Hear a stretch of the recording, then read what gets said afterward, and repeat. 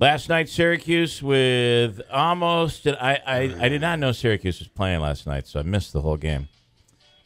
It's like the first time that's happened this season. I missed a good chunk of the game, like all the first half. When I joined, they were down by like 10 points early on in the second half, and I was surprised. They were hanging around. They had some fight, but I was like, they're not going to win. And then, Cuse really turned it on, and they got close down the stretch. I'm really disappointed in a call that I think really changed the momentum in that game. Trevor Cooney got called for a foul. He was so shocked that he started clapping his hands and was walking the other way because I was also pretty sure that was a call that somebody fouled him. Right. And then, they got the ball. They got free throws out of it. Cuse did hit some threes down the stretch. But there was about 10 seconds left in that game.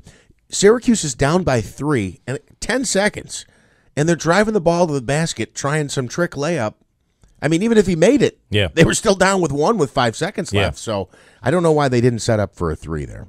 That was, of course, last night. A lot of things locally going on. The fallout over the endorsement of Stephen Wells, the guy from Madison County, and not Claudia Tenney, the assemblywoman.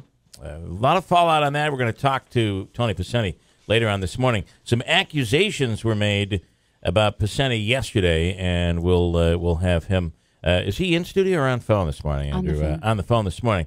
We'll talk to him later on. Today is Super Tuesday. So I can't believe that nobody's really focusing on they're focusing on this KKK thing with Donald Trump. But if you really listen to Trump's response, that's what really should be. I mean, it's the funniest thing I've ever seen in my life. He's completely lying. While he calls Ted Cruz a liar, Trump is totally lying about the response over the KKK. Like, not even close. You could be the biggest Trump supporter. Jim Zecca, I hope you're listening right now.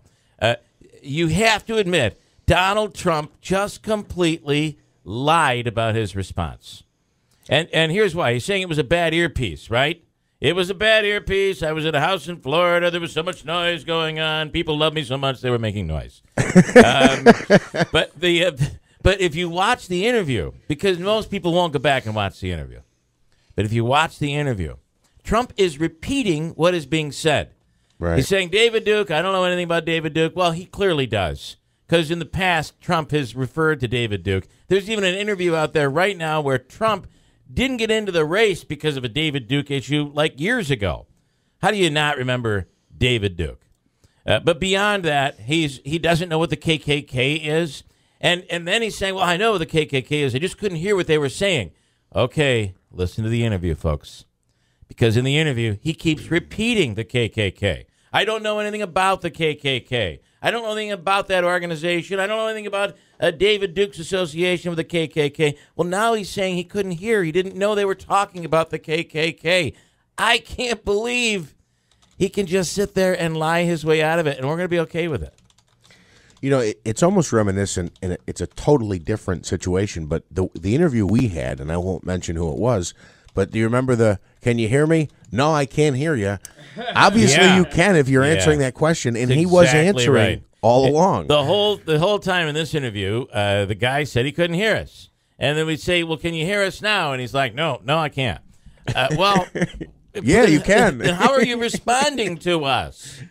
And if Trump didn't know it had to do with it is, they're predicting he's going to have a huge sweep today. And the prediction is that it could be possible that Trump could walk out of this unbeatable.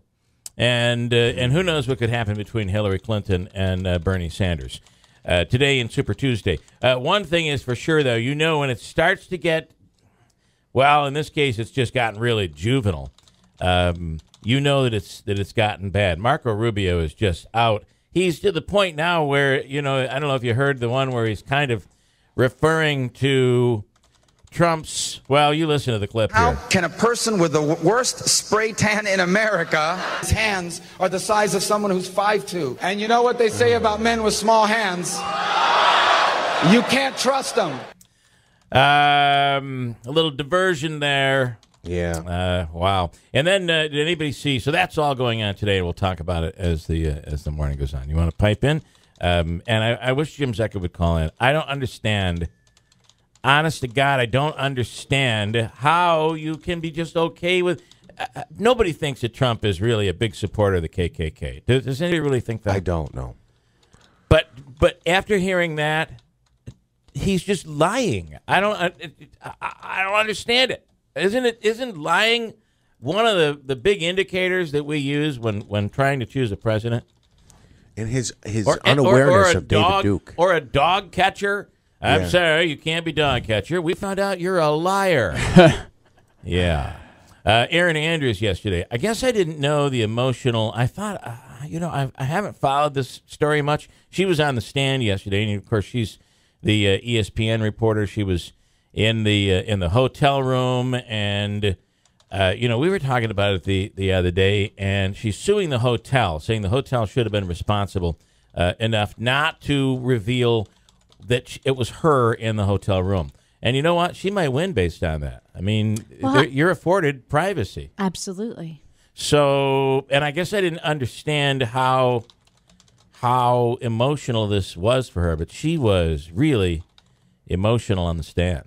Well, let's play the clip, and then I'll let you. Here she is yesterday about the stalker, and it was her stalker, by the way, which is key here. This is the guy that was stalking her, who filmed her naked in a hotel room. This happened back in 2008. She's suing the hotel in Nashville where it happened for $75 million because the guy asked the hotel if he could have a room near her, and they let him.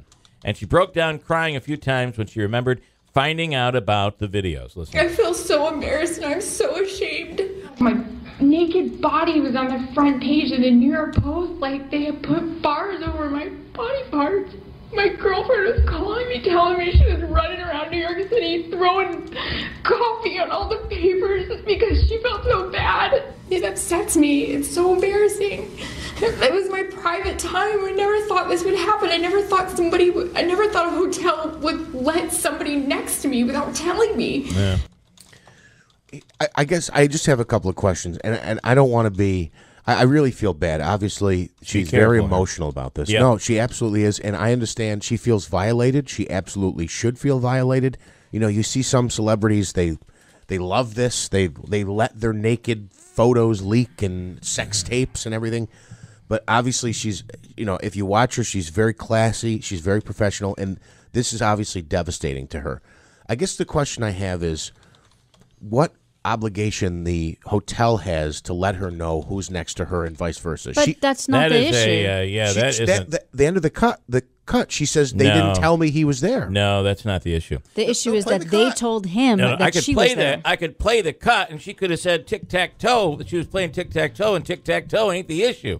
The point is, this was a known stalker who asked the hotel, can I have a room next to Erin Andrews? They revealed to the stalker, or just any guy. Yeah, I don't think they knew he was her stalker. I understand that. Yeah, but okay. Could you imagine going to a hotel? Isn't it a red flag, and shouldn't it be for any hotel employee? If somebody wants to be in the room next to a celebrity, do you think that it is the celebrity's right to be able to have privacy there where the hotel wouldn't reveal what room she was in? They gave him the room number. I don't think the issue is that the hotel didn't tell her. The issue is that the hotel revealed. And then I'll let Christine go ahead. I mean, I didn't mean to step because I have a feeling that's what you're talking about. This guy was. How do you, as a hotel employee, how do you know who you're dealing with? And to reveal what room she was in? I mean, that's crazy. I think they're culpable. The other question I have is, Deadspin's got this story today, and I hadn't heard this before. She's now claiming that ESPN forced her to go on the air and get into all the details of this, of what happened to her.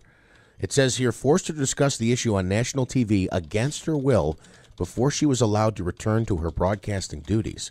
That's a stunner for me, too. I think could there be a suit against ESPN that follows this? Well, I don't know the answer to that. Certainly explains the move over to Fox. I mean, could have had something to do with it. I don't think it was shortly thereafter that she went over to Fox. Well, Christine, you're the only woman in the room. Although I have dressed in drag a few times at Halloween. I've heard. We don't want to know qualify me. I can't surmise as to why ESPN required her to do that unless it was one of these cases where they weren't sure whether or not she had, quote unquote, accidentally leaked the photos, because the way that the photos were distributed in the beginning, I mean, I remember this case. People didn't know. People thought it was her. People thought it was her leaking these photos. So, maybe part of her morality clause required that she say that this was not her. I don't know that to be the case, but, her management should have stood up for her. If she said no, and if certainly she was as emotional as she was on the stand, then, that's a call for them. I hate to say, but I'm a very paranoid person. When I go into a hotel, I automatically worry about, I'm looking at the vents. I'm looking at, because, 201 could be on and 202. That's the worry. And there were a few motels around here where that stuff was always kind of a known thing. I don't know that I would react the same way. I don't know that I would be as emotional. I guess that's the part that I don't really understand, but she is, so you can't take that from her. Right, and some would say that a woman has more to expose than a man does anyway. Right. Well, I think you're right, probably. But at the same time, catching somebody at a vulnerable moment could be probably more emotional for a woman than it would be a man. And don't you may not even worry about it, but I worry about in a hotel room when you're staying and you can see buildings on the other side. Like, I don't even want to change with an open window, so even if you're high up. Haven't you ever been in like New York City and look across the room and there's a couple kind of getting it on and the windows are wide open? Mm-hmm. I have. Really? Absolutely. You can see right in the rooms, and it doesn't have to be a hotel room that's like really close to you. Right? No. The lights are on. You look out the window, and you can literally see people and what they're doing.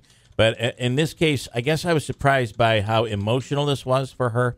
And Manaski brings up how you have some of these people that are they're leaking their photos out in order to get in the press. And here she is totally devastated by this. Mm-hmm. So that's the part you can't take away because that's how she feels. When I first heard about this, I'm like, how could you hold How could you hold the hotel responsible?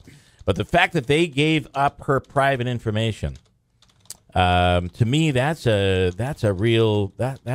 of a big deal, I would think. Andrew, I'll give you the last word on this. And the craziest thing is this guy methodically went into the room next to her, drilled a hole in the right spot, filmed it, released it to everybody, and she had to relive it over and over again. So she's right to be upset. She's right to be emotional. And have you seen the video of the guy speaking with police?